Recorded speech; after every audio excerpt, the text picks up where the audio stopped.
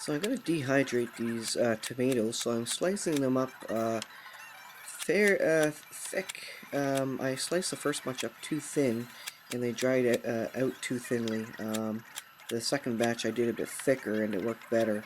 I'm going to put these into my dehydrator, which we'll see in a bit. These are all frozen tomatoes from last season.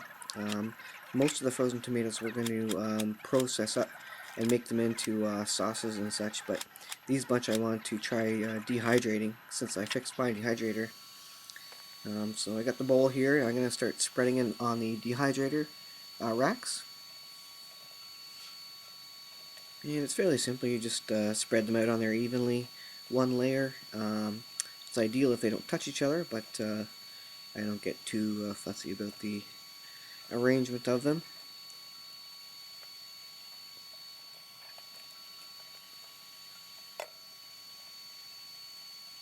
This is some of the thicker stuff, the second that ended up better than the first tray.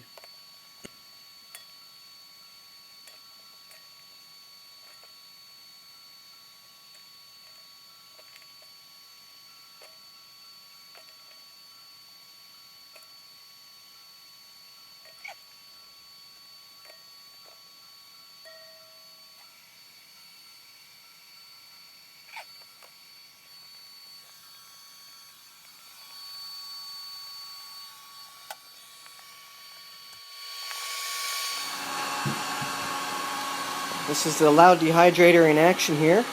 It's got my hair blower running in it from the other video where I fixed it up. The original fan had died in it. That's why it's so loud. So I have it downstairs on top of an old freezer. So it's working away, dehydrating the tomatoes. These have been in here for an hour probably, and they're dehydrating already, obviously. And they were put in there frozen, basically.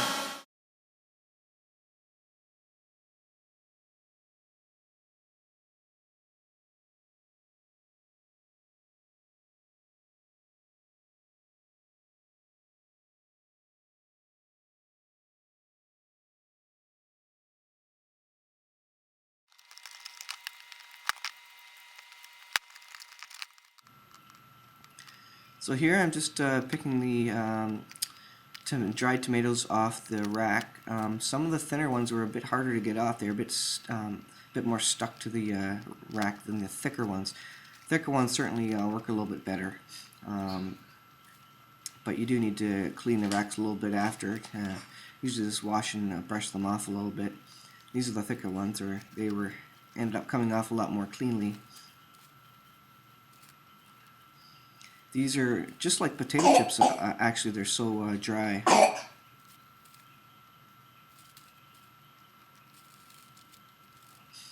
The next thing is I put them in the freezer. They suggest to put them in the freezer and give them a good freeze, and that kills any germs that may still be on them, or bugs or whatever, that flies that got into them.